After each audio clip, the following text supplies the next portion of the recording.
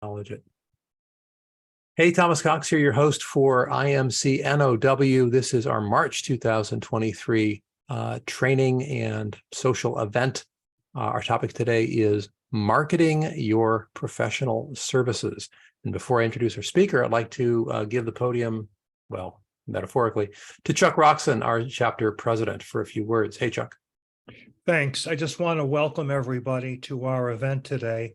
And I have really been looking forward to it, Stephen, because no matter how often people talk about or think about this topic, it's never often or enough. And any ideas that I can get from you, I'm going to cherish. So without any further ado, Stephen, please.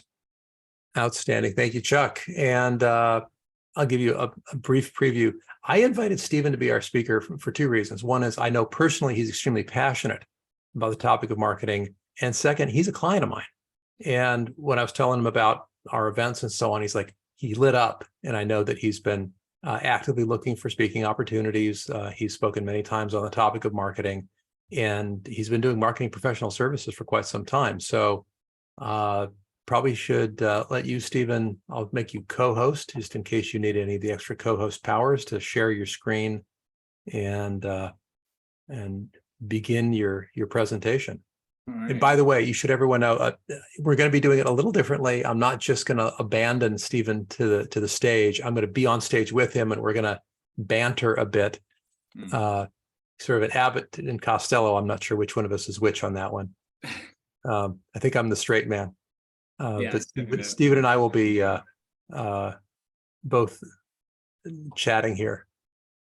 And whenever you're ready to share screen, Stephen, please do. I think you've got the slides ready. Yes, indeed. Okay. Hello, everybody. I am very, very excited to be speaking with you all today. Really appreciate this opportunity. And yeah, let's just dive right into it. So again, I want to talk to you all about marketing your professional services. And my name is Stephen Trevathan. So just a little bit about me. I have been on an interesting journey over my career. After I graduated from college, I initially wanted to go to law school.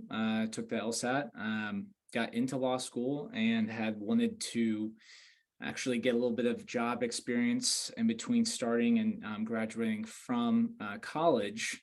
It's funny, we actually got a little breakout room. What's up?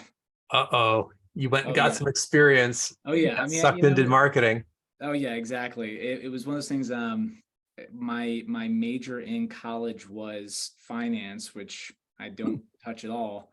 And it was one of those things that I had a really good friend who's an attorney now, and he was influential in kind of helping me decide I wanted to challenge myself and do the LSAT. But I started working with a guy as an intern doing digital marketing, and he kind of opened my world to a whole new career path. Well, you must have taken off because you opened your own agency 9 years ago. Yeah, so it was really cool. I worked with him for a few years. That ended up with me actually moving out to San Francisco, where we were working on a startup.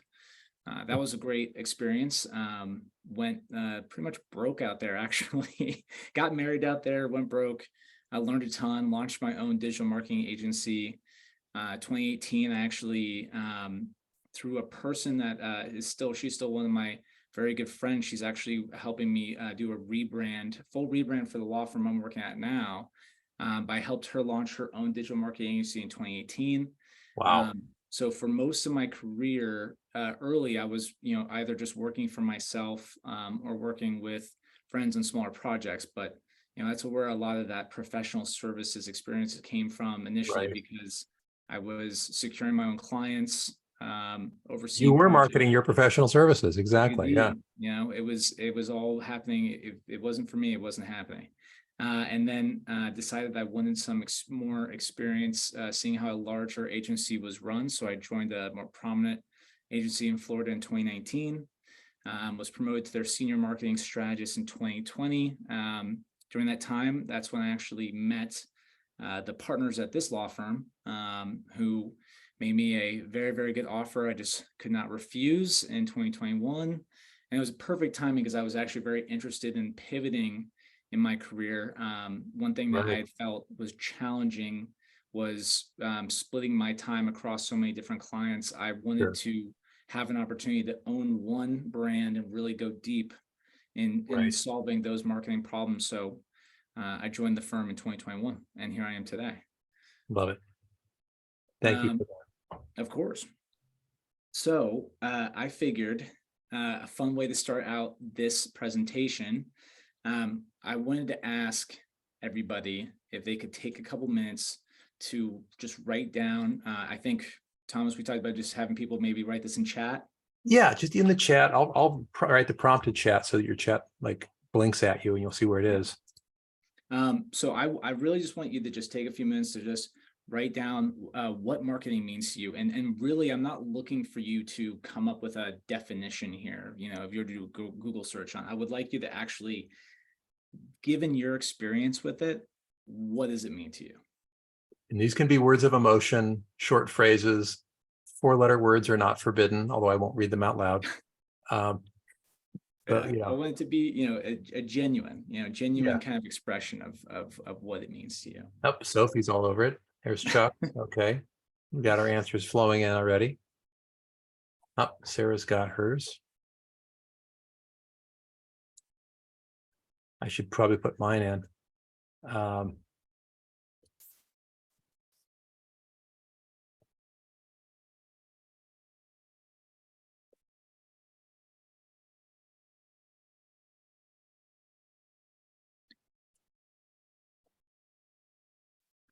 Okay. Yeah, the answers are flowing in. So folks, go ahead and finish what you're writing. But I'm going to read some of these out loud and I'll see if Stephen wants to react to any of them. Sophie, share value to make people notice how I can help them. Chuck, getting to know you and you getting to know me. Getting to know you. Like Sarah that. Clark, showing my knowledge as an SME, subject matter expert. Yeah. Richard Gunderson, connection to clients. Janine, needed but annoying. We're going with the subjective response there. Sherry, a way to sell your business without being salesy. Like that. Mine, some mysterious thing that if only I was good at it, I'd sell more. How's that for a non-answer? Very, Diane, Thomas of you. message that describes your value to your client base. Tim Wise, making those who may need your services aware of the problems you solve. Yeah. Bob Fuller, understanding my clients' needs. Interesting. Yeah. Frank Hoker, helping prospective buyers understand what I'm selling in a way that's beneficial to them and maybe even inspirational to them. John, marketing is communicating the brand outside and inside to build the brand. Includes PR, digital ads, SEO, and social media. Margaret, connect with potential clients about feeling their pain. Margie, connecting my offerings to the market that buys what I offer. Some really clear themes here. Yeah.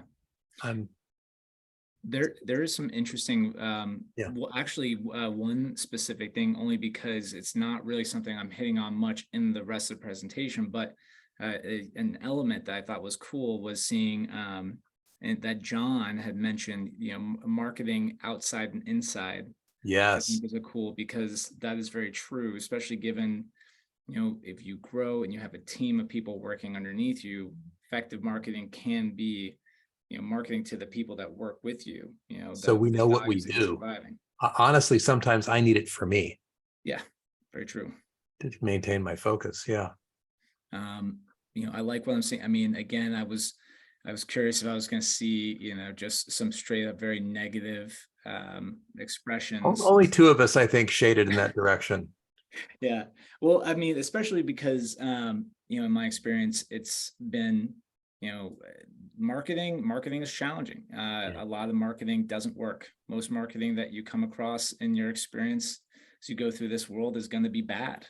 So I was curious. I may ask you to give us some detail on why you think that is, but we should probably jump ahead since everyone's responded. Let's remove any lingering mystery. Like, are we going to give a definition of our own? So we'll move on. And so just to bring some clarity on how I like to frame marketing.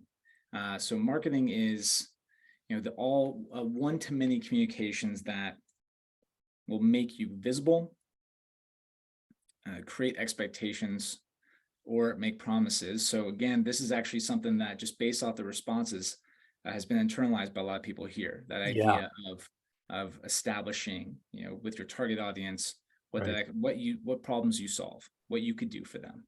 Yep.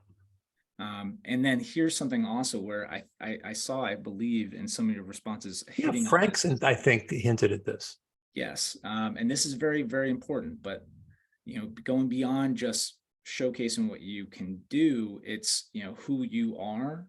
That's that we're kind of moving to the idea of what makes a brand unique. But this is how you start to differentiate yourself, because in Yeah. a given industry that you're all in, if it's competitive, there are other people out there that can also say they can solve the problems of that target audience. So Right. by revealing a bit of your character, you help differentiate yourself from your competitors.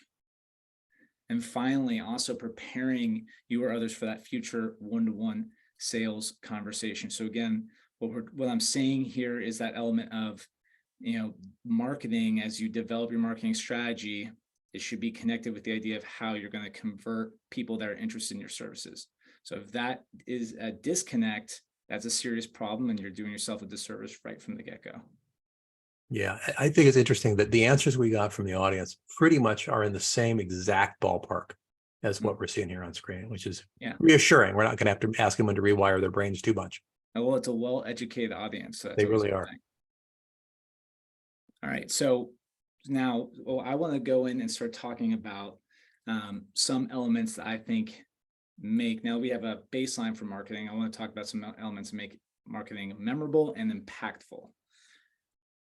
So one of these things being showcasing competency. So, what this is if you have an idea of your target audience, you have a niche in mind, if you are able to address that core concern of those people that you're going after, and the way to do that is, the only way that you really can do that effectively is, showcasing your expertise, your competency in that space. That element is key if you are going to have more impactful marketing. Also, I'm sure people here have heard about the power of including social proof, that you should be seeking those reviews, testimonials, but that showcases your reliability. This is an element. Once you've gotten their attention, you start to bring them in. This is what creates trust through your marketing, which is essential. You really want it to stand out and make a difference, if you want it to be memorable. Now, here's something that I think is interesting, and this is going to lead me into a big part of what I want to talk about in this presentation as a whole, but showcasing benevolence. And in this situation, really what I'm trying to say is creating a sense of human connection with your target audience. Right. So that's got to be of the three. That's my weak one. Yeah, well, this one's tough. This one is, you've heard of social proof before. You've heard of having I've got a couple testimonials, and I kind of sort of talk about concerns with expertise. But as soon as you write this human connection, I'm like, I'm not sure I have a method that reliably does that. How do you do it, right? Yeah. So now Margaret was all over that. Ways, like Margaret's answer was spot on with that human connection element. Well, what I want to talk about specifically here on how to do this is through the art of storytelling. Ooh. So again, we're going to go right into this, the key to memorable marketing and creating, and really what I want to showcase here is ways that you can reliably and effectively create genuine human connections with your target audience. So there's 3 sections here that we're going to go into greater detail on. But starting off, niche mastery. So as we were talking about before, showcasing where your core competencies are is you have that target audience in mind, and you want to develop a very, very deep understanding of that target audience. You want to be that person that people go to within your target audience. So I think even in the breakout room, we were sharing a little bit on, what we did, and just hearing from people, I got a sense of some people that really are moving in that direction of having that niche mastery. So, when it comes to marketing yourself, if you have a super, because a lot of people talk about, okay, I have my target audience, but in my experience, that is just not going far enough. That is not being, I don't know, I guess obsessed with what is those problems that target audience of yours has, and speaking to it consistently. Like that is your purpose, is to solve those problems, and you put that out in everything that you do. All the content you share is around that specific niche. That is driving towards niche mastery. Okay, so the storytelling element. Yes. Right. So this is, and Thomas, as you mentioned, this is something where you feel you're weak at. This is something that I have not always been good at with my marketing. This is something that I feel it's interesting because on the whole, the idea of storytelling is a basic human thing. We do this. Oh, sure. We all tell stories to our kids and stuff. Yeah. Exactly. I mean, it's, the formation of language as we know it, how we learned was through storytelling from a basic level. But the idea of actually making it a core part of your marketing is something that not a lot of people do. I haven't, and I haven't seen a lot of consultants do it either. Right. So, as consultants, I think we want to drive on results. I know for me, I really, when I was pitching to potential clients back in the day, a lot of it was based off of, performance, what I could do, hitting those points. I was driving towards that logic side of the brain. Oh, yeah. The That's what I logic was trying to sale. sell. Right. Yeah. Right. Whoever But I bought anything wasn't- logically, show of hands. Yeah. Me neither. Yeah. I mean, that's the thing. I mean, that's how I've done a lot of this stuff is basing on that. But the idea of actually, creating and using stories to market what I can do. Right. If you, I don't know of a better way that you can show empathy and build curiosity with your brand and really make it stand out, because it's just something that is simply going to stick with people longer if you can create stories reliably. Got it. And then, okay, so that final element that we'll be getting into in this presentation is content strategy. So, we're talking about content as a whole. Yep. My focus for this is content marketing, right? So we're going to be doing storytelling and sharing that is through content marketing. But This feels like it's an increasing level of difficulty here, because I'm pretty sure I can niche. I haven't done nearly enough of that in my career, but I'm actually dialing that up this year. Storytelling, I'm hoping I can learn from you, but man, I've beaten my head against content strategy, and most people I'll tell more later. Well, most people do. That's why I really wanted to hit on this with this audience, because it's the area where I have struggled a lot when I was marketing myself too.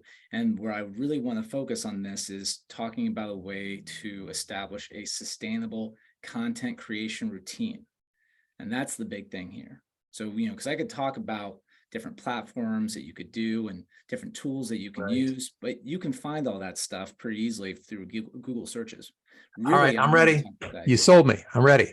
Okay. Let's move into it. Keep it going. All right. So first section that I want to really touch on is niche mastery.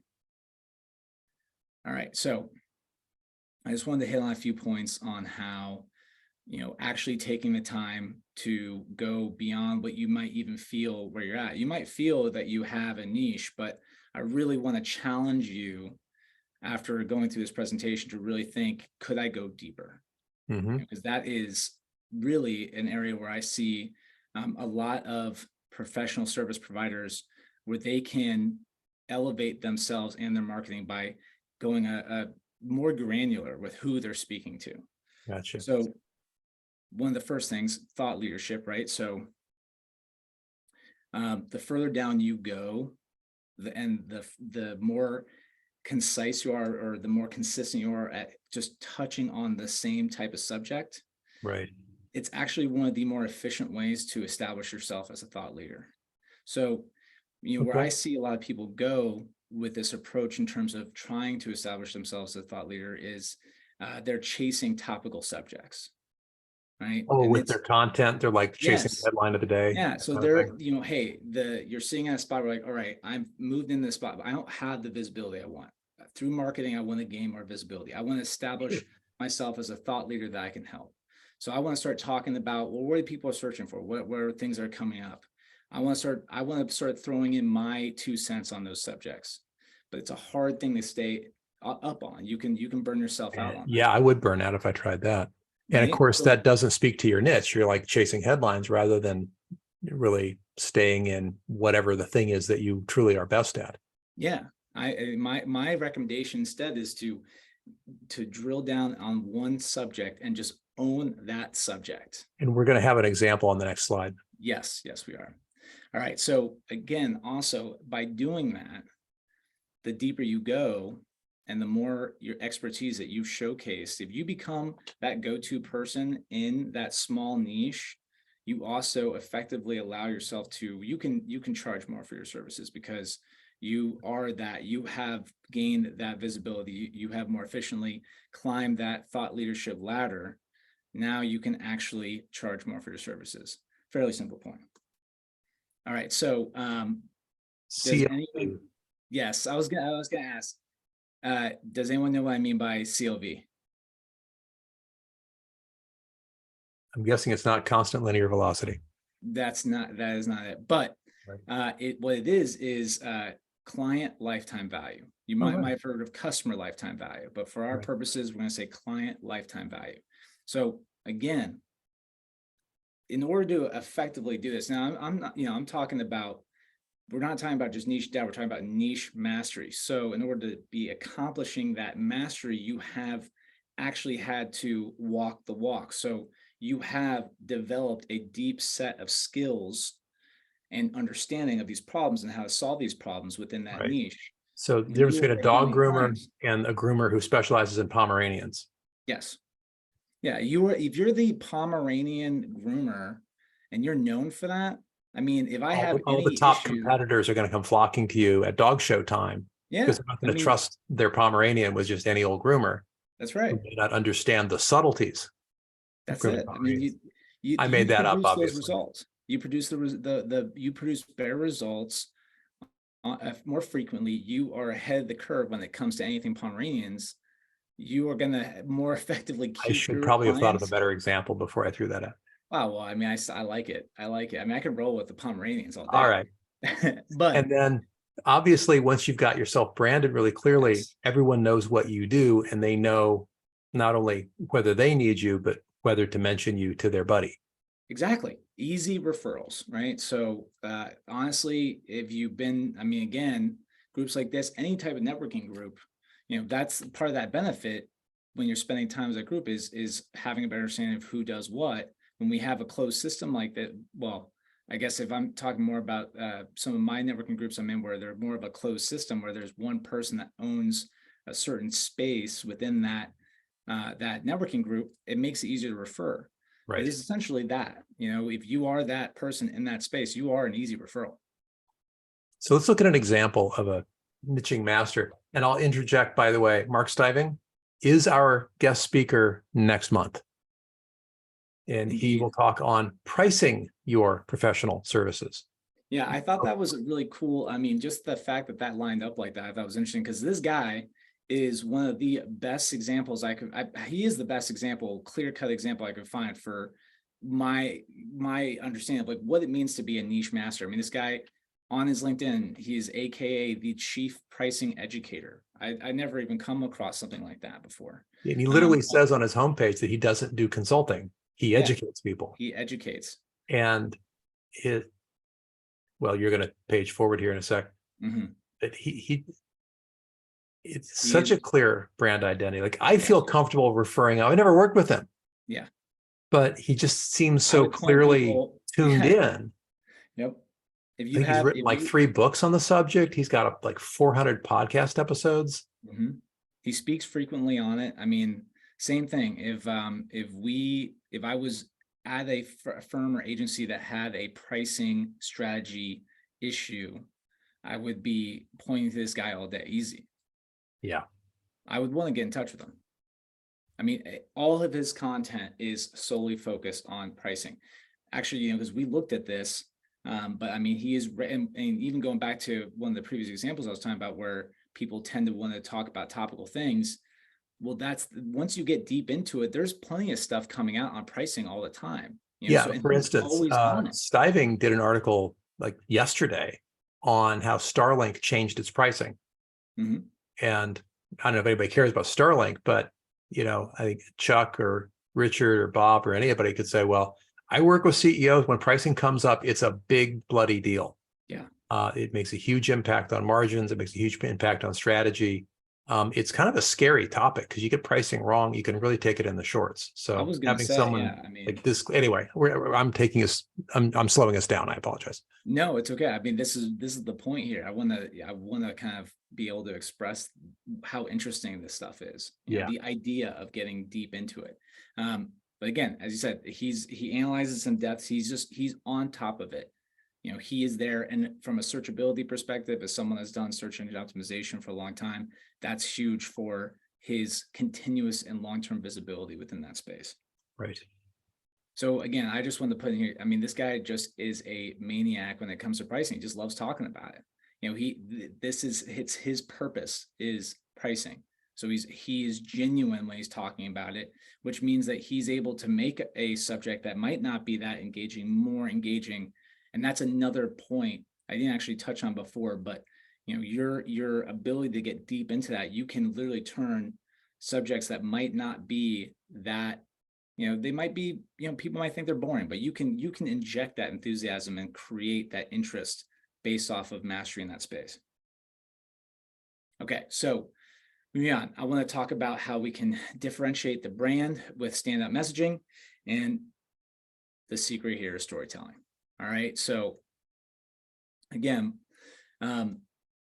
who here absolutely, and again, maybe I can't see everybody, but just to think to yourself, does anyone here just absolutely not like movies or books or anything? Just doesn't like it, doesn't have a favorite, could care less about any of that stuff, just wants to see facts, wants to watch the news all day, that's it. So anyone here that is their purpose, is they don't care anything about the emotionally driven, they don't have a story that has resonated with them at one point in their life? Thomas? Not buying it. Exactly. This is a human thing.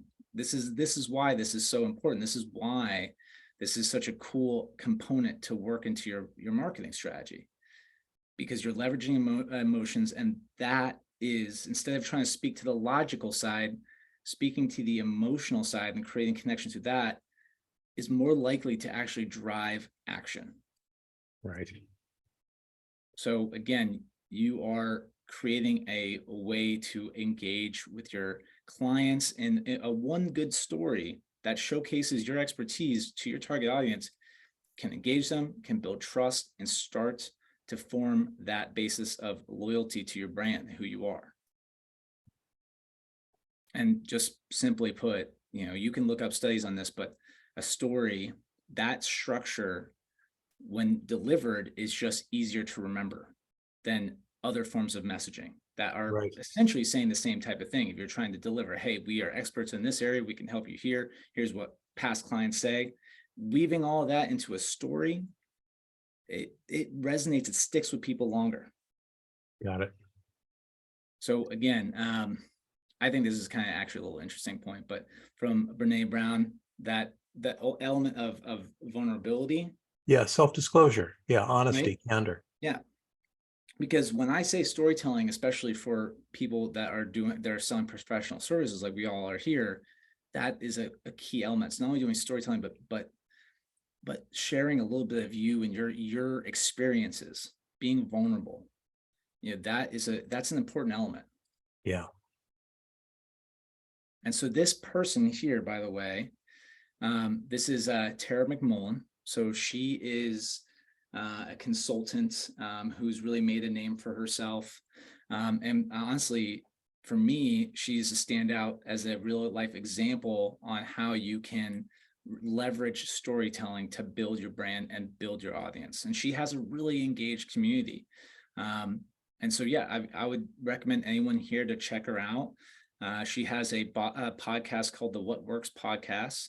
It's Hmm. really, really interesting. But she just comes across very genuine because she expresses herself and her challenges, and she weaves it into a story. So, as you can see here, she started like many of us doing it kind of the more standard way, but she found it unremarkable, and she started to just kind of be a little bit more open and telling her life story. That's interesting. That's So what she she does. followed the crowd, and it wasn't working, and in desperation just started being more herself. Yeah, actually, she specifically, I know from some of the research I've done on her, she started talking about the depression she was feeling and trying to break through and making this work. And that started to generate much more engagement than anything else she had tried before. So she just continued to lean into that openness and reworked her marketing strategy around it. And not only that, but if you're telling that type of stuff, it's much more easy once you get past that apprehension to be vulnerable like that. You think about from a content creation perspective, it becomes easier to do it on a more regular basis because you're just sharing what's true to your experience anyways. All right, let's see. Okay, so again, talking about storytelling and really wanting to leave everyone here with some ability to actually to work this into an actual marketing strategy. So what I wanted to do was outline a couple different structures to stories that you could experiment with. So starting out, this is just honestly, if you think about intro, plot, solution, it's probably one of the oldest forms of a story structure. This is something that we all have examples of. To toss one out, Sure. think of To Kill a Mockingbird. Sure. Right? So classic story. I remember we had to read that. I say now we had to. It's a really great story, but remember that was something Any that of the we Sherlock read Holmes stories, yeah, they've all got Oh, that yeah. structure. Sure. But that it's that element of you frame a situation, you present the problems that need to be solved, and there's actually if you look it up, the story structure or the element that they're talking to when it says building tension until a solution is rising tension. Right. But leverage that rising tension because that is the element that really keeps people wanting to. If you do that effectively, that's what keeps people reading till the very end. Nice. All right, and so next we have this before after breakthrough. So this I wanted to find like a more clear example for each of these, but this one's kind of an odd one. I don't know if it really is a straight application. Really, this is kind of, if I'm thinking about how I would do this in my marketing, it'd be more like taking a problem statement, Right. developing a regular problem statement, but weaving it into a story. But, if we think about something where you're starting with a solvable problem, describing a state after the problem's been solved and path to get there, it sort of make me think from a movie perspective. Right. If you think about, if anyone's a Quentin Tarantino fan, he likes to play around with the timelines in his movies. Yeah, he'll show you some scene that's like wild, and then he'll say Yes. 3 months earlier. Yes. Or in Pulp Fiction, he's showing even more disjointed, but essentially he can show a problem that happened. He can show a state after. I think it actually is a pretty clear-cut example there. Right. And then he actually takes you through the course of the movie through the path that gets Like how on earth to did we go from this beginning to that end? Yeah. And that is interesting.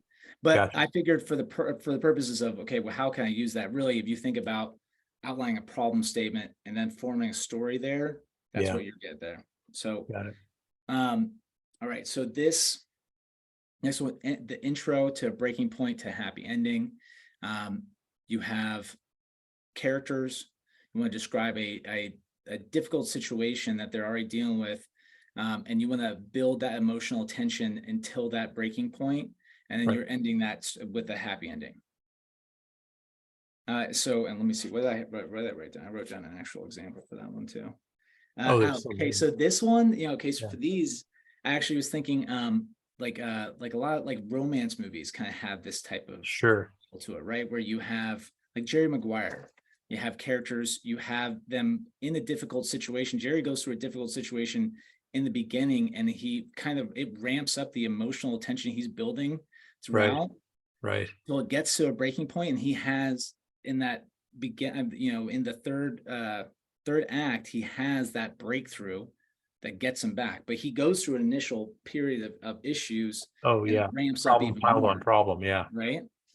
And then finally, we've got the classic Oh, heroes journey, classic. Yes. right? So I really think this one is one that should resonate, especially if, for people here, when you're working as a consultant. I think this is a really, really good framework to tell stories, to take past successes, past failures, and maybe and weave that into a story, about how it is. So again, the heroes framework is you introduce the hero of the story, who's in their normal routine, it's normal life. Yep. Something happens, they're faced with a challenge they don't have the ability to overcome, right? So sometimes they actually go into some sort of a conflict, and they come out they lose, they have a falling out, something bad. Yeah. And The that is company's when in they, trouble. Something's right? up. Yeah. And this is when in the story they are introduced to a wise master, which in a case of storytelling through your marketing would be you as a So consultant, interesting. someone So who the has the skills. consultant is not the hero. The No. customer is the hero. Customer is the hero in this. You want the customer to, Consultant is Yoda, not Luke Skywalker. yes, you are Gotcha. Yoda, and your ideal client is Luke Skywalker, and you are walking them through via that story how you can help change their life, how you can help be that Based on how you've already done source. it before, right? So a case Yeah. study, but in this, not in some sort of cut and dry, Yeah, you think about how much dispassionate fun you way. could have. Like you Yeah. can have a lot of fun with this type of framework, Yeah. because you are showing them all those points we're talking about. You are showing your expertise in that area, Right. your competency. You are, by walking them through the journey that you did with your other client, you're showing that social proof, that reliability, and you're forming that benevolent human connection by actually taking the time to create an engaging story to tell that, instead of giving them Right. just the facts. Right. All right. So Thomas, what do you think? Do we have time to do? I'm worried that we're a little short. We could do a demo, but we probably couldn't do breakouts. Okay. So maybe we'll try the demo. Go ahead and show the rest of the slide. Okay. So I wanted to have I wanted to come up with a fun way we could practice doing a little storytelling as a group. And so the idea of this type of exercise is that essentially you would pair up and you would brainstorm just come up with a few, key events or milestones that you have experienced in forming your business or just along your career, elements that when people ask, like, hey, share some elements from your story or your career journey, what comes to mind instantly? Right. And then, so just working together with your partner, you can come up with a quick anecdote that illustrates those main points. Super simple. Gotcha. And then we would just we'd share some examples with the group. It'd be fun. Okay. Well, I'll tell you what I'm willing to do given our time constraint, because we want to make sure there's plenty of time for Q&A. Who do I know I can banter with here? Chuck Roxon, would you be willing to talk a little bit about some of the ways you've had to reinvent your practice? Oh, I'm excited about that. Sure. And let's go ahead and discontinue screen share so we can get Chuck more fully on screen. Oh, yeah. Let me get Chuck spotlighted. And I'll bring me in too. So Chuck, once upon a time, tell us about the first incarnation of your very first consultancy. Okay, so when I started my consultancy, I served several local industries in my region, which was Western New York and the Northeast, particularly manufacturing, printing, and allied industries. And I did very well. And every day, Chuck went out and he served his clients well, and everyone was happy until one day. Well, until those industries collapsed. And I remember very vividly in the 1990s when the evaporation occurred. Yeah. And we went from having more clients than I could serve to having a dearth of clients. So indeed, I had to reinvent myself. And I had a lot of people I was employing, and those were their specialties as well. So it was not easy. So what'd you do?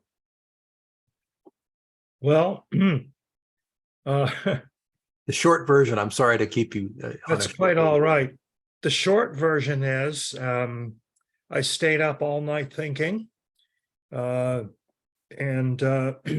Did you consult any advisors? pardon? Did you consult any advisors or mentors at this stage? At this stage, my mentors were not available to me Got it. because they were mostly in the Bay Area. Hmm. And I was located in Western New York, and they Right. weren't immediately available. Now I could Yeah, with Zoom, we're all go to a spoiled. meeting or Zoom or something, it would have been Yeah. easy. But in any case, Okay. I just had to say, all right, I'm switching strategy, switching tactics, and we're going to do it now. Now, I've done several turnarounds in my life, Sure. and generally speaking, a turnaround lasts 2 years. And if you've been successful at the end of 2 years, everybody wants you to leave. They don't like you. Doing turnarounds is not very easy. I don't recommend it, but I have fun doing it. Anyway, I needed to do a turnaround On yourself. on myself. Wow. And so that You want to was, fire yourself after 2 years? no, I didn't. That's good. But it was an interesting process to go through. So if you could boil it down to a pithy sentence, what was the core of the turnaround? What did you do? Like, how do you go? It's like, oh, my business is collapsing. I must turn around. And I can imagine myself frozen like a deer in headlights, staring at that problem and not knowing what to do. And so what did you do? I had to let go. Oof. I had to let go industries that I loved. I had to let go people who I'd worked with for decades that I loved. I had to let go a region of the country that I loved because the kind of work that I could do was no longer available to me there. But you found a place that it was. Yes. How? How? Well, okay. I was on freighters in the Pacific, and the last freighter that I was on docked at Harbor Island. It was the Dant. I got off at Harbor Island here in Seattle. I looked around and I said, I think I'd like to move here someday. And then I proceeded to go back to the East Coast, went to graduate school, had some jobs, built a family, blah, blah, blah, blah, blah. And then when everything went to hell in a handbasket in Western New York, I said, The memory returned. now is the time. The There you kids go. were all grown up and partnered off. Everybody was stable and happy. So that was the time to do it. And so Wow. I moved and I had to And you reestablish found new everything. clients and in some sense the same work, but in maybe new industries. Different industries. Yeah. But the tactics that I had used in Western New York to build my company, I used when I got here. Nice. And I have to admit, the last time I did any outbound marketing was 1988. The strategy that I've always used for marketing has been what I call ambush marketing. You find an institutional relationship where they need you and Okay. where people are going, and then you get referrals and the work comes in.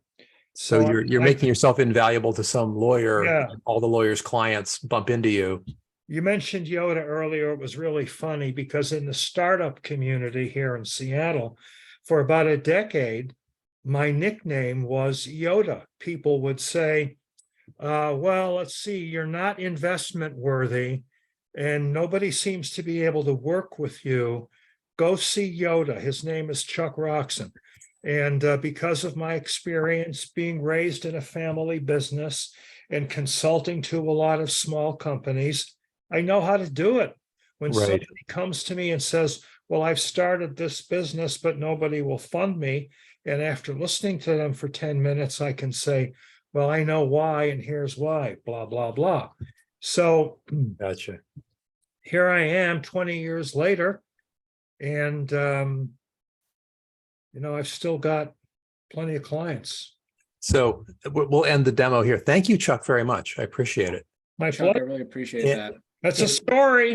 It I- is. It's a great I, story. I So was let gonna me say, okay, Stephen, if I prompt people to type into chat, what about, we heard a great story from Chuck, several stories in a sense. Oh, What yeah. is standing out in your mind, in your experience? Like, what did you like about what you were hearing? What was it an anecdote? Was there some character? Was there some element of it? Like, what was it that kept you tuned into that? Because I was fascinated the whole time. I suspect most people were. Okay, but why?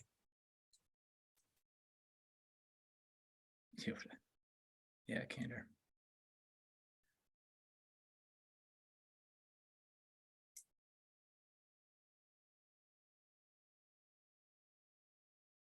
Yeah. Sophie likes Yoda, although she's spelling it, I believe, in the German fashion,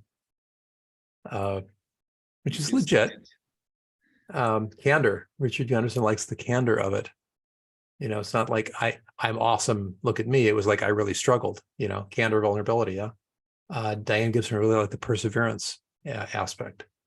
I just wrote that I was sucked into the drama. I could imagine myself in his shoes and wondering what I would do, and knowing that he got through it. I really wanted to hear how he got through it, because I might need that one day myself.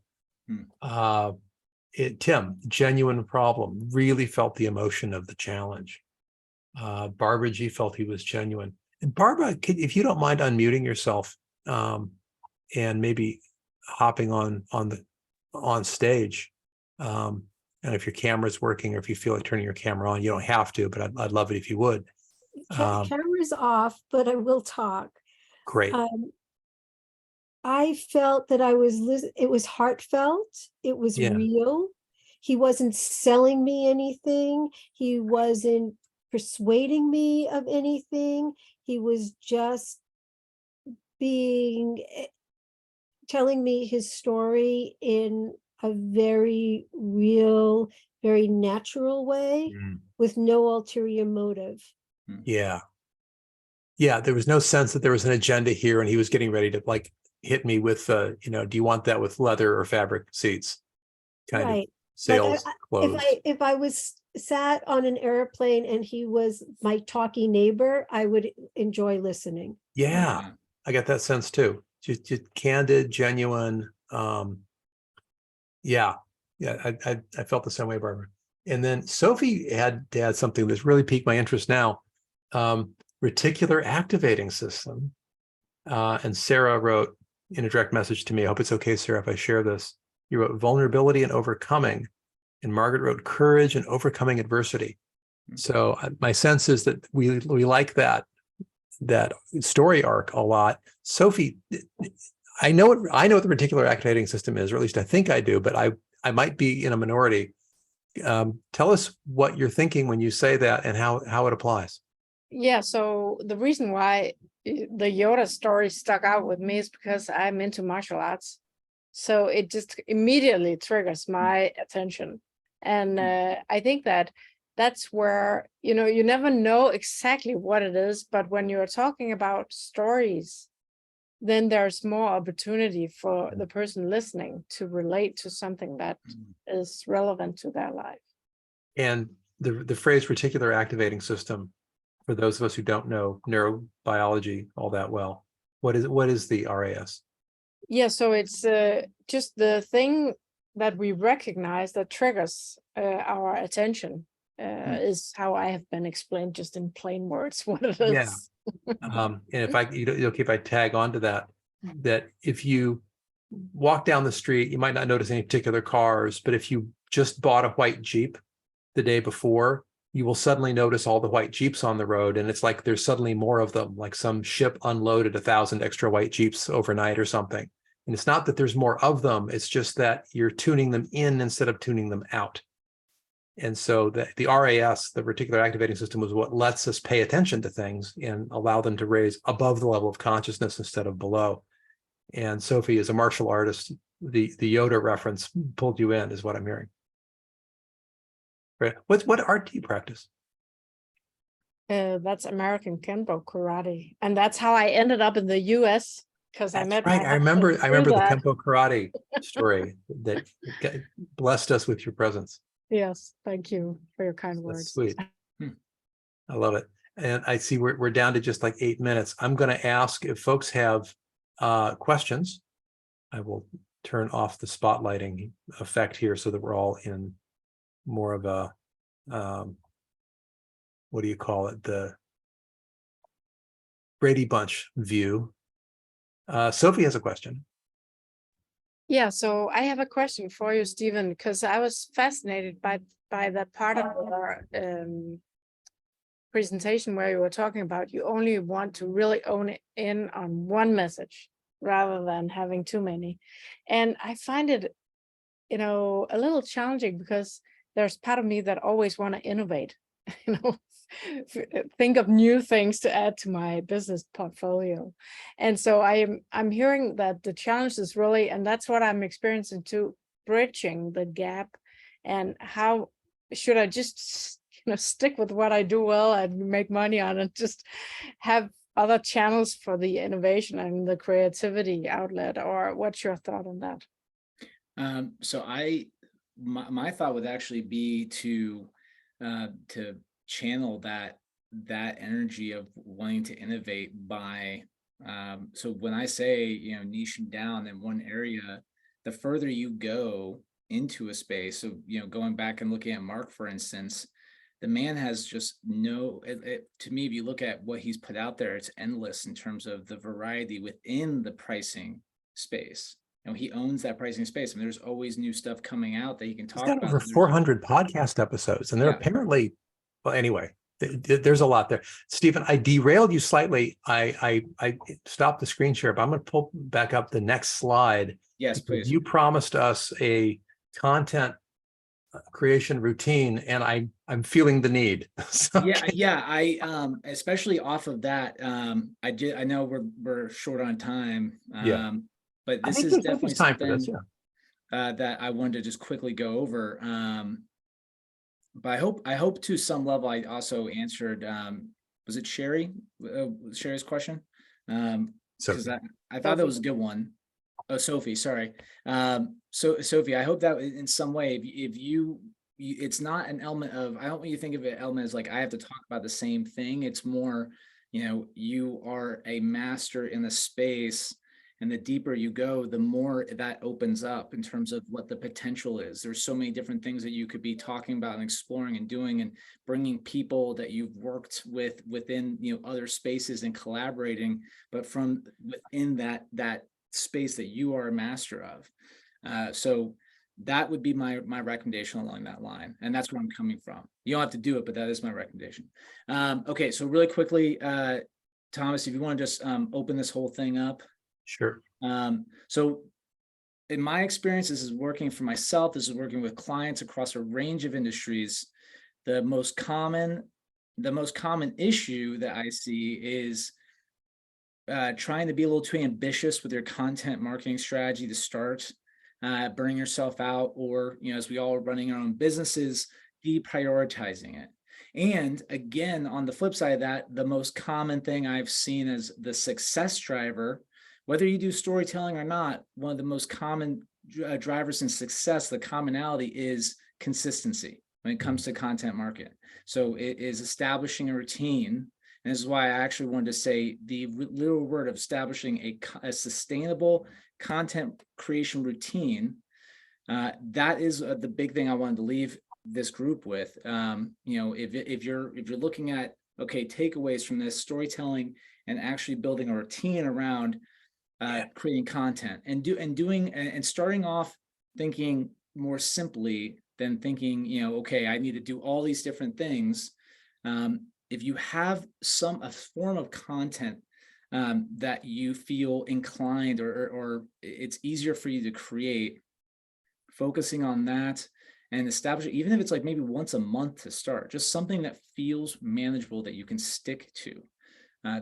These are these big things. And so whether it's whether it's engaging on social media with people that were in your target audience, and that you can do that on a routine basis and maybe sharing good information with that and starting to establish that connection that way. But having something where you're realistic with yourself on the frequency and being able to work that into a routine. So as I said, I had here create a weekly routine, but if it's just once per month, that feels really manageable to start, just start with that and actually make that a priority that you work into your work routine. And that is, and I say priority, that it needs to have a place within your calendar so that you are blocking out that time. That really is, if you can take the time. I actually had a point in here that I removed, but my recommendation was even take a full day off and literally focus a day on thinking through what this would be. So based on it, on all the different things I've talked about here, but if you're like, okay, what could I add to my very busy routine that's manageable and that's focused purely on content creation? You take a day and focus on that and add it into your calendar, block it off. I have to add, I struggle with this.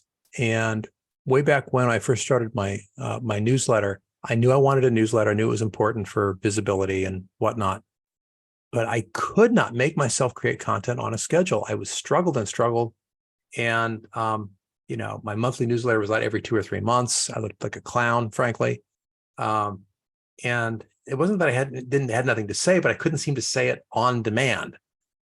And I finally stumbled into something that totally solved the problem, which is I started a podcast, which plays to my natural strengths. I love talking to people. I feel comfortable on stage. I'm happy to interview people. It's easy for me. And so I would find some publishers who publish books on my topic. It happened to be leadership training. And there's no one more insecure than a newly published author. They'll talk to anybody. They're desperate for interviews. And they'll even go on a podcast by me. And so I got some pretty good authors to come in, and I would read the book. I would scour it. I would grill them like a swordfish because I really wanted to get this information out of them. And they loved it. They thought I was one of the best interviews they ever had.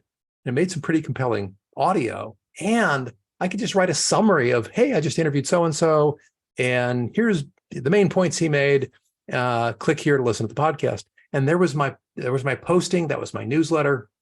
And it started coming out like clockwork because I took the effort level way down by playing to something that was frankly almost silly and how easy it was for me.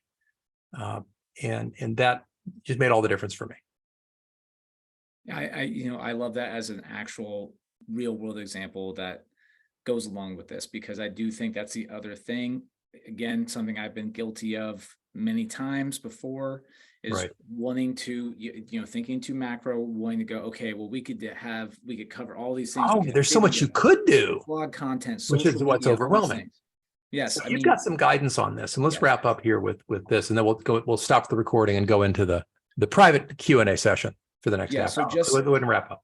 Okay, so just real quick, if you bring it up, so this would be in helping you think about this. And again, I'm biased towards online, but my recommendation in terms of doing routine storytelling and building that into your marketing strategy, these would be the areas that I would recommend investing in. So blog and SEO, essentially what I'm saying is have that website for your business. This is something that you can fully be in control of. It can be your hub for all the content, all these stories that you're creating and sharing. If you're doing podcasts, you're doing videos, they can all be, they can be and live in your website. So that is number one, why I recommend.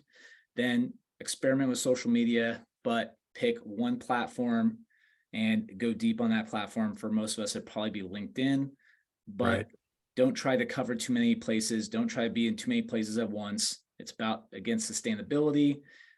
Pick one, but it's a great area to take those stories and share them and start to form connections with your target audience.